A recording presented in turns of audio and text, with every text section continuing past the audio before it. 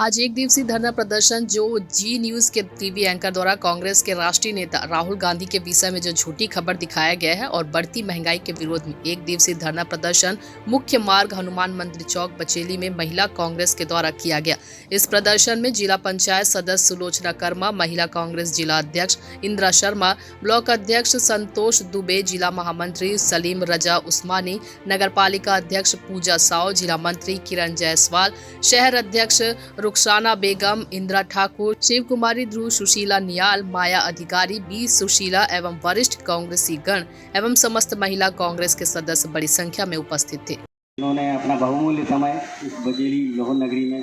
दिया, उनका हम तहे दिल से आभार करते हैं। विरोध में